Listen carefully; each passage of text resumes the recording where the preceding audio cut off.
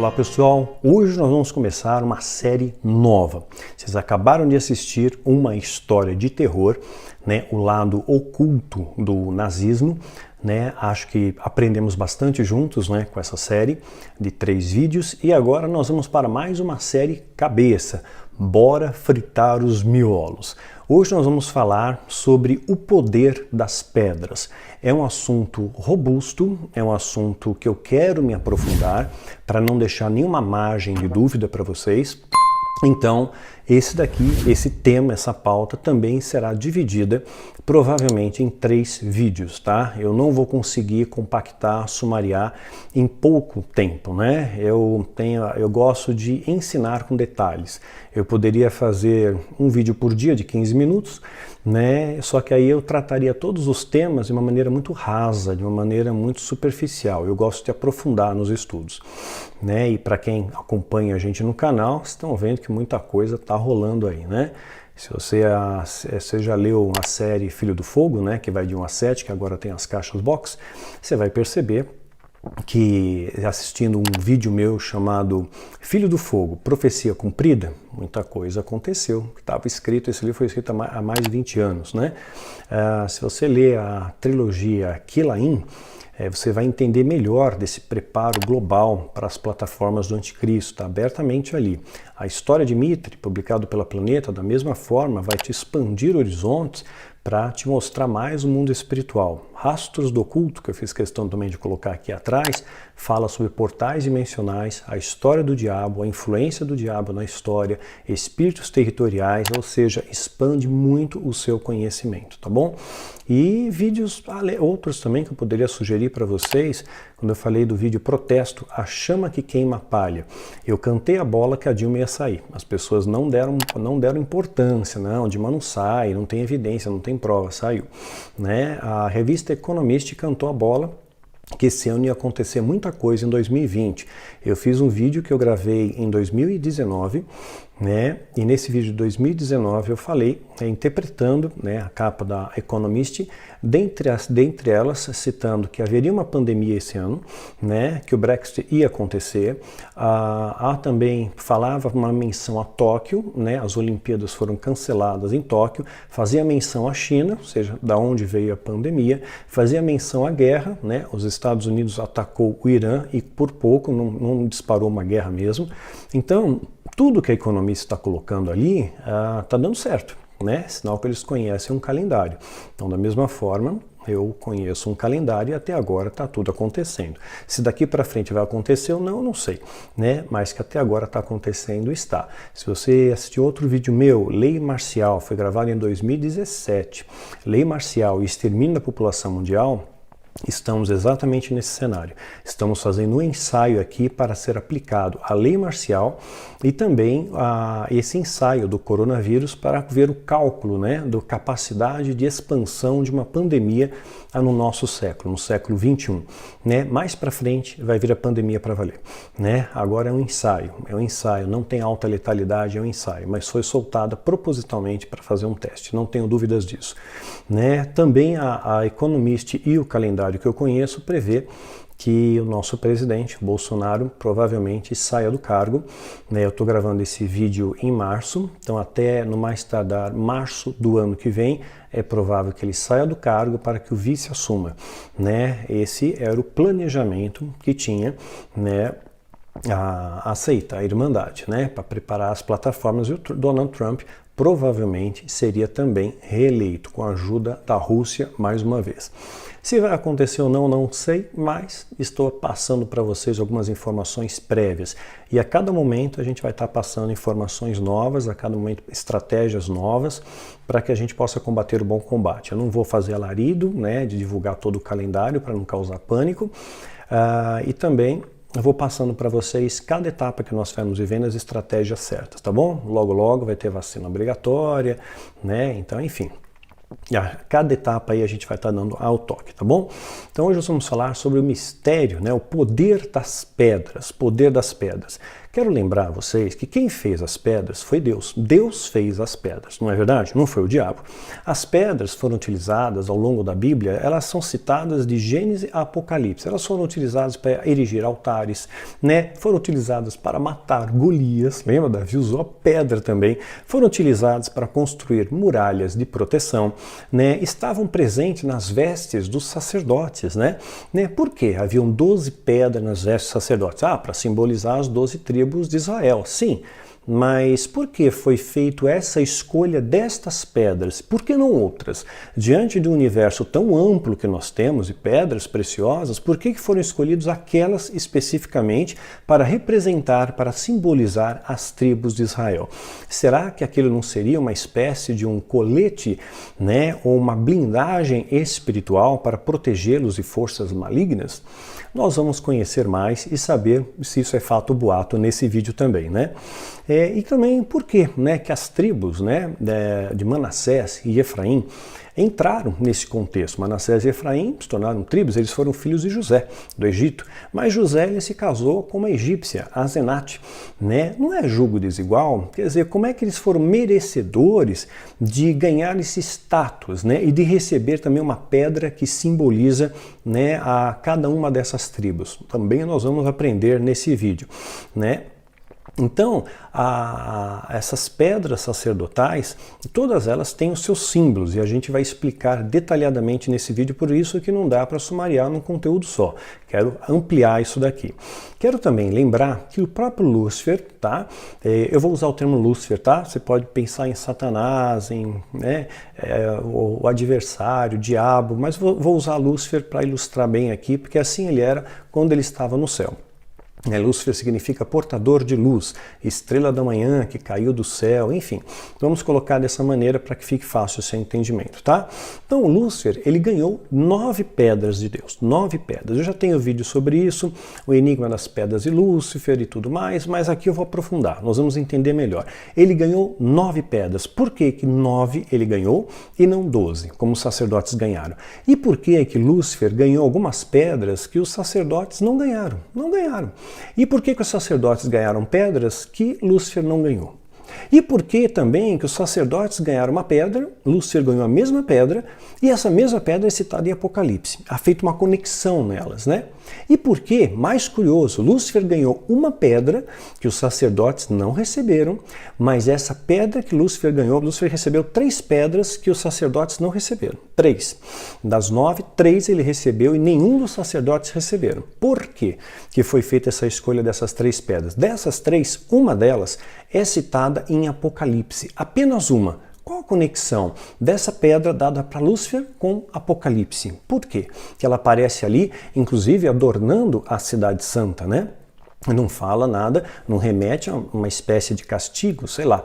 Fica bom, fica legal você assistir para ampliar o seu horizonte de conhecimento, a série Essência da Maldade. São 3 vídeos também, vai te explicar um pouquinho mais aí, né? Então, são muitas questões que ficam aí abertas, né? E nós vamos procurar trazer esclarecimento através dessa série de vídeos. O próprio Jesus, ele é intitulado como a pedra angular, não é isso? A pedra angular, para que você saiba a definição, ela é um elemento essencial que dá existência àquilo que se chama de fundamento ou construção. Atualmente, a pedra angular seria semelhante ao alicerce dos prédios, né, edificados nos nossos dias. Era pedra importante, né? Então, lá em Salmo já fala sobre isso. Salmo 118, 22. A pedra que os construtores rejeitaram tornou-se a pedra angular, fazendo uma referência aqui a Cristo. Ele foi rejeitado, mas ele é a pedra angular, é a base da construção do cristianismo, né? Paulo também fala sobre isso quando ele escreve aos Efésios. Ele diz assim: portanto, vocês já não são estrangeiros, nem forasteiros, concidadãos, mas concidadãos dos santos, membros da família de Deus. Maravilhoso isso, né? Nós somos membros da família de Deus. Você não é órfão, você tem uma família, né? Edificados sobre o fundamento dos apóstolos e dos profetas, naquilo que os apóstolos na época de Cristo estabeleceram como valores e ensinaram esses valores. Não há apóstolos nos nossos dias, foi só para aquela época. Veja um vídeo meu, Segredo por Detrás da Cortina. Vale a pena também você assistir um vídeo curtinho postinho do Mário Persona, ele explica muito bem isso. É só você digitar lá no YouTube Mário Persona Apóstolos. Ele explica muito bem também. Mas fica aí a dica para você meditar, tá bom?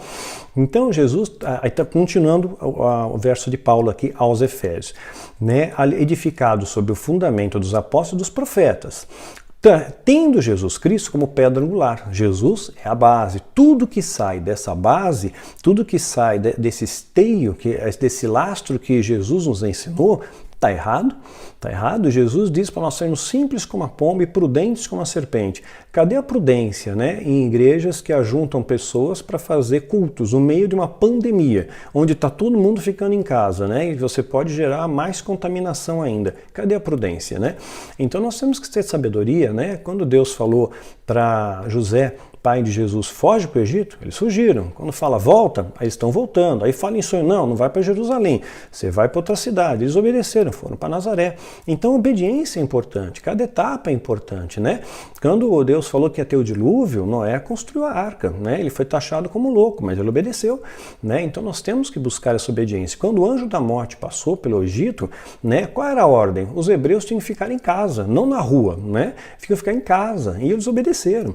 Então é necessário obediência, né? E quando você vê essa desobediência, você sai do eixo de proteção. Então, às vezes eu vejo pessoas aí que com falta de sabedoria, né? Incitando o povo a correr riscos desnecessários. Meu ponto de vista, tá? Estou gravando no mês de março, esse vídeo vai ser postado bem à frente. Eu espero que quando esse vídeo for postado, toda essa onda de pandemia já tenha passado, né? E essa quarentena também, que vai ficar em casa, a gente vai inventando coisas para fazer, né? Mas eu tenho trabalhado bastante em apontamentos de vídeos e tentando terminar a história de Mitra, né? E aí ele continua, no qual todo edifício é ajustado e cresce para tornar-se um santuário santo no Senhor. Efésios capítulo 2, de 19 a 21. Né? Então, nós temos o conceito de que as pedras, pedras são apenas pedras. Mas por que então que Deus deu pedras específicas e preciosas, semi-preciosas, aos sacerdotes? E deu também ao próprio Lúcifer no céu. E por que também essas pedras são citadas no livro de Apocalipse? 12 pedras citadas lá. É sinal que elas têm alguma representatividade, não é verdade? Nós cremos que as pedras, elas têm um conteúdo místico, não é essa ideia que passa por nós cristãos. Nós temos uma ideia que pedra é usada por bruxo, por feiticeiro, por vidente, e a bola de cristal, né? São coisas místicas, esotéricas, às quais os cristãos não podem se envolver. Você não pode se adornar com um colar de pedras, com um brinco de pedras, não pode ter uma pedra na sua cabeceira, por exemplo, não pode usar pedras, porque pedra é do capeta. E nós não reconhecemos, né, no poder das pedras, nós desconhecemos esse poder das pedras, seus supostos poderes medicinais, seus supostos poderes energéticos, né? Então nós não conhecemos sobre isso, né? Por que nós não conhecemos? Porque nós acreditamos que a pedra é do diabo e desprezamos esse tipo de conhecimento. Mas pensa numa coisa, e se fosse o contrário? E se hipoteticamente o diabo contasse para o homem que a pedra é do mal, que a pedra é dele, que ele é do mal, e que os cristãos não podem usar as pedras, né? Justamente para que você não use o poder das pedras. Já pensou nisso? Seria uma astúcia do diabo, né? Como as astutas ciladas do diabo, né? Pois é.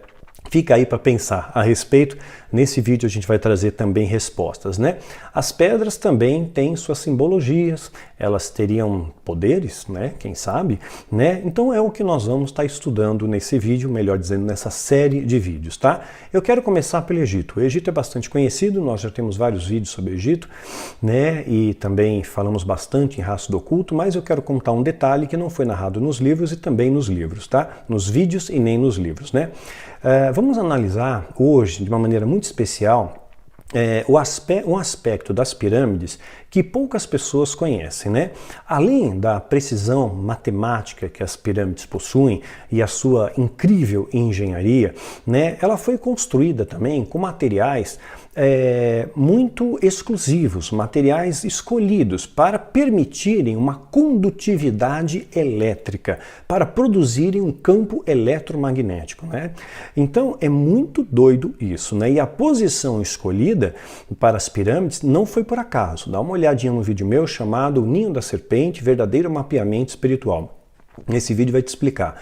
Então, num ponto onde existe a maior concentração de energia telúrica do planeta, está lá onde estão as pirâmides, tá? Eu vou explicar também o que é energia telúrica, linhas de Ley, tudo a gente vai explicar nesses vídeos, tá?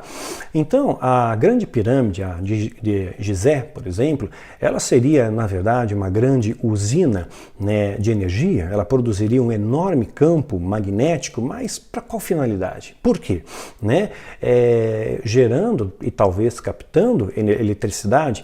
Vale lembrar que também não é só no Egito que tem pirâmides. Essa forma piramidal não foi descoberta apenas pelos egípcios, mas outros povos primitivos também, entre os maias, incas, astecas. Quando a gente olha, por exemplo, também as ruínas de Machu Picchu, tem muitos mistérios lá, as pedras são muito bem encaixadas uma com a outra, parece que elas foram recortadas, não tem argamassa, é tudo encaixado, né? As muralhas de Cusco, no Peru, da mesma forma, né, nós vemos perfeitamente encaixada uma nas outras. Daí a mesma coisa a gente observa Stonehenge, né, as cavilhas encaixam perfeitamente nas rochas ali, e assim, a pedreira mais próxima de Stonehenge está a cerca de 400 quilômetros ao sul de Gales. Como é que eles transportaram aquelas pedras de toneladas, de 5 toneladas, né, aquelas pedras? Como chegaram até lá? Como eles posicionaram? Mais uma vez, eles escolheram um local também, um centro de energia, cruzamentos das linhas de Ley, né?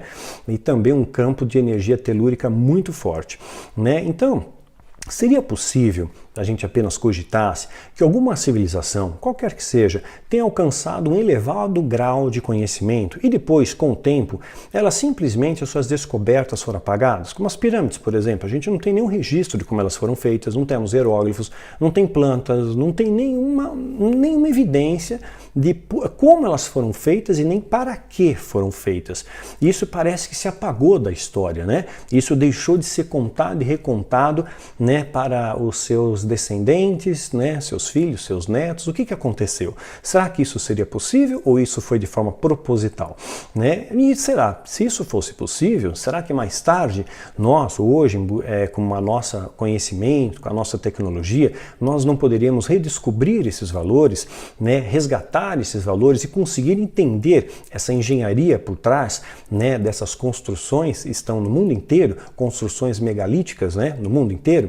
Nós sabemos que Nikola Tesla, nós já falamos sobre o portal de Tesla, e Thomas Edison, eles disseminaram o conhecimento sobre a eletricidade. Então as pessoas ficaram conhecendo melhor a eletricidade através desses dois grandes e brilhantes cientistas, né? Porém, no Iraque, em 1934, 3 artefatos foram encontrados juntos no Iraque, em escavações. Um pote de cerâmica, um tubo de cobre e uma barra de ferro. Aí pensar, e daí que encontraram isso? Só que se você utilizar, né, há vários condutores ali, se você utilizar vinho, suco de limão, vinagre, vai ser condutor elétrico, né? E formava uma espécie de pilha, né? A junção desses materiais com um condutor, né, como o vinagre, o vinho ou o limão, suco de limão, geraria uma pilha. Aí o que fizeram? Os cientistas tentaram replicar isso e usaram os mesmos materiais e usaram como fator condutor para aumentar a condutividade, suco de limão, né, pela sua acidez, pela sua alcalinidade. Então, pela sua acidez. Eles conseguiram fazer uma pilha com esses mesmos materiais e essa pilha gerou 4 volts de energia. Veja só que coisa interessante, essa mistura causa energia, gerou 4 volts, né? Esse também é um detalhe que a gente pouco conhece, né? A Grande Pirâmide, era revestida antes de calcário. É um material branco, liso, e a pirâmide é extremamente lisinha. Hoje a gente vê aqueles blocos todos trincados assim, parece que era coisa muito rudimentar, mas não, elas revestidas de calcário, material branco e completamente lisa, calcário branco. Então as pirâmides refletiam uma luz extraordinária. A Grande Pirâmide de Gizé, ela tem 40 andares de altura, equivalente a um prédio de 40 andares. O negócio é enorme e revestida ainda de calcário. Imagina o brilho que aquilo causava. Ela capturava muita energia solar, né? Talvez fosse de propósito isso. No topo da pirâmide, se acredita que havia ou uma peça de cristal ou a mais provável de ouro, porque o ouro é um excelente condutor eletromagnético, né? um excelente condutor. Eu vou mostrar aqui a imagem da Grande Pirâmide, né, como ela seria, né, antes que essa argamassa de calcário caiu, né, ela acabou sendo derrubada, foi tudo destruído através de um terremoto e restaram as pedras que a gente conhece hoje. Mas a pirâmide original devia ser algo lindo, extraordinário de poder ver, né? Então a pirâmide ela refletia grande luz do sol, né? Uma coisa curiosa aqui. Em 1303 foi o que aconteceu, o terremoto, que acabou fazendo com que essa massa de calcário caísse, né, e não consertaram isso, ao contrário, usaram todo aquele calcário para outras construções. E aí sobraram as pedras, né? Sobraram aquele monte de pedras. E é bastante pedra, mais de 2 milhões de blocos de pedra, alguns pesando 2,5 toneladas, os menorzinhos, os da base pesando cerca de 15 toneladas e um grande mistério, uma gigantesca pedra dentro da Grande Pirâmide de 40 toneladas. Ninguém sabe por que ela está lá e principalmente como ela chegou lá, né? Não sabe. E a pirâmide está lá em pé, inteirinha, há 5.000 anos, está lá direitinho em pé. Inclusive a argamassa que ligava uma pedra na outra, elas não são encaixadas. Elas têm uma argamassa, como se fosse um gesso. E até hoje, os cientistas não descobriram do que é feito essa argamassa. Ninguém sabe do que é feito. É um grande mistério, ninguém sabe. Né? É algo que nem os cientistas ainda não descobriram. Essa argamassa ela é tão forte, ela é tão rígida, tão dura, que ela tem mais dureza do que a própria pedra. O negócio fica mais duro do que a própria pedra. Então, eles fizeram aquilo para permanecer mesmo, para durar. Hoje a gente vê construções que o homem faz que desabam, né? Que desaba em 2 anos, 3 anos de uso, desaba, mas as pirâmides estão lá há 5.000 anos. Olha que projeto interessante. Um dos materiais encontrados na construção da pirâmide é uma tal de dolomita. Dolomita é uma pedra, dolomita, né? Ela foi utilizada nas superfícies internas da pirâmide, né? Essa pedra dolomita, ela pode ser encontrada na forma de um cristal transparente, mas também ela pode ser encontrada numa outra forma, mais maleável, né? Como se fosse argila. Então ela foi utilizada no interior da pirâmide, né? A dolomita ela é extraída de origem calcária, por isso a sua predominância de cor branca ou semelhante ao cristal, mas algumas também com textura de argila. A dolomita possui várias propriedades medicinais, sim, medicinais, que eram usados pelos povos antigos. Dentre elas, a dolomita era utilizada, fazia um pozinho de dolomita, né? Era para fortalecer os ossos, era utilizado como anti-inflamatório, olha a sabedoria dos antigos, como analgésico, relaxante, problemas de estômago, a dolomita. E pasmem, hoje, nos nossos dias, eu vou mostrar aqui para vocês, você pode comprar cápsulas, né, medicinais de medicamento com dolomita dentro, né, cápsulas de dolomita, né, eles já sabiam disso antes, a medicina validou isso e hoje vende cápsulas de dolomita, que são utilizadas para você ter um sono melhor, para aumentar a sua libido, para reduzir celulite, poxa, vai vender bastante, né, para fortalecer os cabelos, para o combate à gastrite, né, mostrar aqui a imagem, tá aí, para vender, né. Os antigos sabiam das coisas, né? E ela também aumentava, essa dolomita também aumenta a condutividade elétrica, numa forma diametralmente proporcional à quantidade de pressão sobre ela. Ou seja, quanto mais pressão sobre ela, quanto mais força de pressão mecânica sobre ela, mais corrente elétrica ela produz, né? E a Grande Pirâmide, lembrando, milhões de blocos de pedra, muito peso lá, e exatamente essa grande capacidade de pressão, né, sobre a dolomita, que gera energia, né, através de uma pressão mecânica, ela gera energia elétrica também, né? Então, e outra coisa também, né, o alinhamento das passagens, os túneis que tem dentro das pirâmides, que são bem pequenos, são claustrofóbicos até, né? Quem vai visitar a pirâmide, nem todos conseguem, você passa mal lá no meio, né? É quente, é úmido, é abafado e os buraquinhos são bem pequenininhos, né? O alinhamento dessas passagens e dos túneis subterrâneos, ele é ligeiramente radioativo, porque ele tem granito nas suas paredes, né, e muitas quantidades de quartzo e metal, né, que são produtos, né. Então, muitos desses alinhamentos aqui, os alinhamentos desses túneis apontam exatamente para estrelas. Aliás, as 3 pirâmides estão alinhadas com a constelação de Órion, também conhecida como as 3 Marias, né, perfeitamente alinhadas ali, né, que é também para eles é chamada a constelação de um Deus, né? É um Deus do céu e dos seres vivos, né? Então, voltando aqui ao campo elétrico da pirâmide. Esse campo elétrico que a pirâmide produz, sob pressão, né, é chamado como um campo de grande condutividade de energia, chamado condutor piezoelétrico, né? Piezoelétrico, tá? Já ouviu falar de piezoeletricidade? Eletricidade? É isso, piezoeletricidade. Então gera piezoeletricidade. É uma palavra que vem do grego, só para você entender a origem da palavra. Vem do grego piesen, que significa apertar, pressionar, né? Então é a capacidade que existe em alguns cristais gerarem tensão elétrica por resposta a uma pressão mecânica. É o caso da dolomita, né? Então essa pressão também causada pelo quartzo, né? E também o granito. O granito, lembrando, ele acaba ionizando o ar dentro da grande pirâmide. Só para vocês terem uma ideia, quando a gente fala em granito, ele é formado por outros tipos de minerais, né? Por mais de um tipo de mineral, dentre eles o quartzo. Quando a gente fala granito, a gente está falando também do quartzo, que faz parte da composição desse mineral e tem ferro também no meio, né? Criando uma reação química que aumenta, mais uma vez, a condutividade elétrica, né? Se nós colocássemos um cabo de metal nesses túneis, geraria um campo elétrico, Então, existem suposições que alguns cabos pudessem ser colocados lá, né? Porque eles já tinham descoberto o cobre, já era a era do cobre, né? Se haviam esses cabos ou não, nunca ninguém encontrou, nunca ninguém achou, ficou apenas dentro da hipótese de uma teoria, né? Então, lembrando, calcário, dolomita e granito estão presentes na construção. Todos esses têm alto poder de condutividade elétrica, né? E para produzir campos eletromagnéticos, né? Em 1993 foi achada uma sala na Grande Pirâmide, uma sala lacrada, ninguém nunca encontrou a entrada dessa sala. Uma câmera enorme, fizeram um buraquinho, mandaram um robô lá para tirar foto.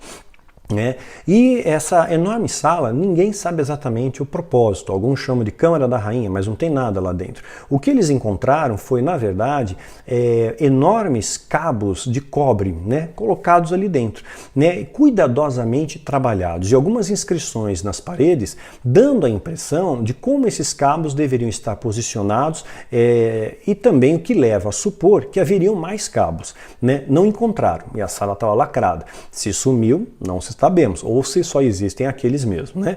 Então, afinal de contas, são mais de 5.000 anos de história, né? Então, muita coisa a gente não consegue descobrir. Até mesmo o revestimento, né, das pinturas da Grande Pirâmide, né, estão preservadas há 5.000 anos. Você pinta a sua casa hoje, em 5, 10 anos está tudo embolorado, mas as pinturas das pirâmides não, estão perfeitas, com as cores preservadas. Havia uma substância química que eles passavam por cima dessa tinta e que preservava aquilo ali. Era a mesma substância que eles usavam nas múmias também de preservação. Nunca ninguém descobriu que substância é essa. Se alguém descobrisse, ficaria trilhardário. Você passa uma mão de tinta na sua casa, passa esse verniz por cima, da próxima mão de tinta daqui a 5.000 anos.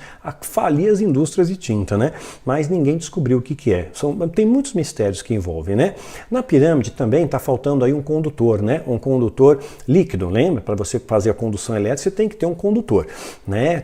Como lá no caso, suco de limão, vinagre, tudo, vinho. E aqui a água também serve como condutor, é autocondutor elétrico. Por isso, você está numa banheira, caiu um secador de cabelo ligado, você morre eletrocutado, né? Então a água é um autocondutor de eletricidade. E existem rios subterrâneos que passam por baixo das pirâmides, né? Passam por baixo também da Grande Pirâmide. Então elas podem subir pelos vasos capilares do quartzo, chegando até a pedra do topo, né? Chegando próximo ali ao que supostamente seria, mais provável, uma peça de ouro, que é o maior condutor de eletricidade, né? Aumentando então a sua capacidade elétrica. E no topo, mais uma vez, ou cristal ou ouro, o mais provável é ouro, né? A localização, mais uma vez, foi extremamente calculada das pirâmides, não é por acaso, elas estão muito bem posicionadas, onde existe o maior campo de energia telúrica. Já falei e repito, assista um vídeo meu, Ninho da Serpente, verdadeiro mapeamento espiritual, você vai entender melhor.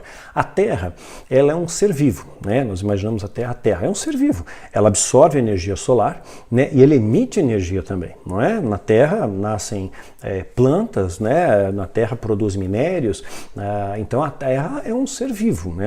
É um ser orgânico, né? Então, da mesma maneira que o nosso corpo tem uma rede neuronal, na Terra ela também tem uma rede de campos eletromagnéticos, alguns desses oriundos das próprias rachaduras das placas tectônicas do nosso planeta. Outros ainda é um mistério para os cientistas, mas existem esses campos eletromagnéticos que circundam o planeta em maior intensidade. Esses campos eletromagnéticos, essas linhas, elas são chamadas linhas de Ley. E no cruzamento dessas linhas existe maior capacidade de energia, de liberação da chamada energia telúrica, que é a energia que vem da Terra, telúrica. Por isso que em Brasília, né, o formato arquitetônico de Brasília tem duas conchas, né, uma para cima e uma para baixo, buscando obter energia cósmica e telúrica. Foi propositalmente. Assista um vídeo, está na internet, no YouTube, fácil de achar, digita lá Brasília Secreta, tem vários, né? Mas pega um que tem uns 4 minutinhos só. Muito bem objetivo, muito legal, né? Você vai aprender mais com isso, tá bom? Então, por essa razão da Terra ter essa alta condutividade elétrica também, desses cruzamentos, você pode ver que os grandes monumentos, eles foram feitos cuidadosamente no cruzamento das linhas telúricas, né? Stonehenge foi feito assim, o sítio arqueológico de Everett, próximo a Stonehenge, né? Também assim, as pirâmides maias, incas, astecas, as grandes pirâmides, né? Os megálitos do mundo todo, tudo isso foi construído, sabe, precisamente no cruzamento das linhas de Ley, onde existe maior capacidade de energia telúrica, né? E muitos dessas construções, elas estão aliadas, né? Elas fazem uma alusão ao solstício, né? E ao equinócio. Então, coisas bem interessantes. O conhecimento que eles tinham de astronomia também não era pouco, além de matemática, né? Por isso que alguns rituais de alta magia, como a gente conta na trilogia Quilain, é feito em clareiras e florestas, né? Com os pés descalços, para poder absorver a energia telúrica. Também as linhas de Ley são calculadas ali como parâmetros para poder ter o local exato, em clareiras ali de florestas. É feito à noite, né? Faz círculo, tem umas coisas que põe em volta do círculo, faz um buraco, faz uma fogueira, né? Pés descalços, mãos, embebido as mãos e os pés uma substância, né? Numa mistura feita por uma bruxa alquimista, especialista em misturas. A alquimia, na verdade, é mistura, né? Então, essa é feita por uma alquimista, e aí aquilo ali aumenta a condutividade também eletromagnética, né? Então, dessa maneira, também são feitos rituais pautados, né, em capturar essa energia telúrica, né, sempre calibrados, né, e esses locais escolhidos também pelo cruzamento das linhas de Ley. A trilogia Quilain fala melhor sobre isso. Aliás, se você for um bom observador, coisa curiosa, né, depois que o Quilain foi publicado, a gente citou, inclusive, na trilogia Quilain, o Hotel Ariaú, em Manaus, né? Era um hotel assim fantástico, no meio da floresta amazônica, era uma potência. Bill Gates esteve lá, Sylvester Stallone esteve lá, Arnold Schwarzenegger esteve lá. Então, um local glamuroso, sabe? Era passeio turístico, né? Então, eu estive lá por 2 vezes, né? E uma delas, já convertido, tudo com a minha esposa, a gente foi fazer um seminário em Manaus e acabamos por conhecer o local. E 3 anos depois da publicação de Quilain, simplesmente o Ariaú fechou, faliu, gente. Um outro local, um outro hotel que era muito famoso, muita gente se hospedava nesse hotel justamente para pegar embarcações e ir rapidamente para o Hotel Ariaú, era o Hotel Tropical em Manaus. Esse hotel, 5 estrelas, uma mega potência, né, misteriosamente também fechou, né? Então, sei lá, coisas estranhas, né? Bom, vamos então em frente, né? Ao nordeste da Grande Pirâmide existe um local chamado Sarateu, né? Sarateu. Nesse local foram encontrados, eu pondo imagens aqui, 20 enormes compartimentos de granito, como uma espécie de caixões de pedra, né? Cada um desses caixões de pedra pesa a bagatela de 100 toneladas cada um deles, né? E esse tipo de granito utilizado nesses caixões, ele veio a 800 quilômetros de distância, né? Como é que transportaram isso, né? Eles são longos e extremamente pesados, né? Inclusive tem um único exposto no museu, mas provavelmente ele foi abandonado porque foi encontrada uma rachadura. Tinham que ser perfeitos, né? E eles são tão grandes e tão pesados que seria impossível eles passarem pelos túneis da construção aos quais eles estão alojados. Então, provavelmente, eles foram construídos antes, né? Depois a construção veio depois. E, na verdade, como muitos egiptólogos no começo pensaram, que eram caixões para sepultar os touros, porque o touro era sagrado no Antigo Egito. Então acharam que era isso. Só que nunca encontraram nenhum vestígio de touro, nenhum resto de osso, nada nenhum DNA que pudesse supor isso. Eram apenas caixões de granito ali, né? Então, lembrando, calcário, dolomita, granito, poder gera energia, né? Então, esses materiais, eles são análogos para construir cabos elétricos em nossos dias, né? O calcário, dolomita e o granito. O que é análogo? Análogo significa algo que tem uma função semelhante ao que a gente usa hoje, né? Funciona semelhante, não igual, evidentemente, hoje está aprimorado, mas funciona semelhante, porém era feito ainda de maneira muito rudimentar, muito embrionária, né? É algo mais antigo, então hoje aperfeiçoou. Então isso é o análogo, tá? Então para que serviam esses grandes caixões, já que não tinha ninguém sepultado nele? Pela engenharia elétrica, chega-se à seguinte conclusão, que esses containers, na verdade, eles serviam de capacitores de energia ou uma espécie de bateria. Ele teria sido feito do mesmo material das pirâmides, para que não houvesse interrupção do campo eletromagnético. Tem que ser feito do mesmo material, né? Um outro mistério das pirâmides, né, nós vemos também que não há vestígios nas paredes internas das pirâmides de fuligem de tochas, né? Ou apoio para tochas. Eles não usavam tochas lá dentro, não tem nada queimado, né? Um grande mistério. Como é que eles iluminavam? Existem teorias que eles iluminavam através de espelhos, né? Posicionamento de espelhos e conseguiam iluminar, né? E outros já até supõem que eles podiam ter desenvolvido lâmpadas primitivas, como existem aqui nos hieróglifos antigos, vou mostrar, né? Algo que nenhum egiptólogo conseguiu concluir exatamente o que é, mas tem um formato parecido com uma lâmpada. Será? Né? De baixa potência, né? Talvez o 4 volts lá. Então, é isso aí. O que nós conhecemos hoje sobre o poder das pedras, muitas vezes está associado a campos de energia. Então, as pedras podem produzir campos de energia. Então, é importante lembrar, Deus fez as pedras. Deus mandou usar as pedras, né, como uma forma de representação das 12 tribos, né? Então cada tribo foi representada por uma pedra e cada uma dessas pedras tem o seu significado, tá bom? Nós vamos destrinchar isso aqui também.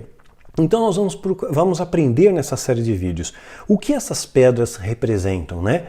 Qual é o significado de cada pedra e por que ela foi distribuída para cada tribo, né? E qual o seu propósito, né? Qual o critério de escolha, né? Por que você deu essa pedra para essa tribo e essa para outra? Por quê? Qual o significado? Lembrando também um detalhe que a gente também vai estudar mais à frente, que as tribos tinham seus exércitos. Exército de milhares de combatentes, né? 30 mil, 50 mil, 100 mil, né? Dependendo da tribo. Mas lá em Apocalipse diz que na verdade os selados, o mesmo termo que a gente usou em Rastro do Oculto, que o satanismo usa como selados, né? Eles são apenas 12 mil de cada tribo. Cada tribo, apenas 12 mil estão lá. Sinal que muitos se perderam, né? Uma outra coisa que a gente vai estudar mais à frente, não está classificado lá em Apocalipse a tribo de Dan. Por que não está? Eles tinham um exército poderoso, excelentes combatentes, defenderam a Davi, eles eram considerados ótimos combatentes de guerra. Será que a tribo de Dan representa a igreja que se permitiu ser contaminada com o pecado, né, e se envolveu com as coisas do mundo e não subiu, né? Não vai ser a igreja que vai subir, vai ficar aqui na grande tribulação e depois, né, poderá subir. A gente vai falar mais, nós falaremos mais sobre isso também nessa série de vídeos, tá? Assim, as pedras que foram dadas a Lúcifer, qual o seu significado? Por que ele recebeu? Por que ele recebeu pedra que os sacerdotes não receberam? Por que ele recebeu pedra igual do sacerdote? E por que ele recebeu pedra que nenhum sacerdote recebeu, mas está classificado em Apocalipse? E porém, nem todas as pedras dadas aos sacerdotes, né, elas correspondem às pedras citadas no livro de Apocalipse. Por quê?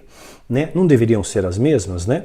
Então, uma outra coisa estranha, né? E aquela questão, a pedra que nenhum sacerdote recebeu, que só Lúcifer recebeu, ele recebeu 3, né? Mas que estão em outros pontos ali, mas ele recebeu uma única que acontece, que aquela é só dele, só ele recebeu, e só essa pedra está citada em Apocalipse. Por quê? E outras ele recebeu também para ele. São 3 pedras que ele recebeu diferente, né? Então nós vamos aprender mais sobre isso.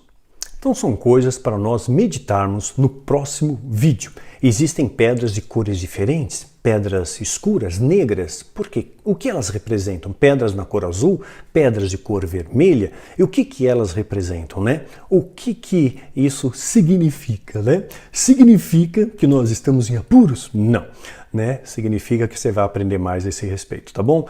Gente, que Deus abençoe vocês grandemente. Até o próximo domingo com a parte 2 de O Poder das Pedras. Nós já vamos entrar direto nas pedras sacerdotais, nas pedras que Lúcifer recebeu. Você vai entender melhor a simbologia disso e o porquê dessas aparentes diferenças, né? Por que um recebeu outro não? E por que essas pedras são tão usadas nas Escrituras? Sinal que elas têm, sim, não apenas a representação, mas talvez elas tenham poderes, além de simbolismos, né? Próximo vídeo a gente vai contar, tá bom? Que Deus abençoe vocês, gente. Até o próximo domingo.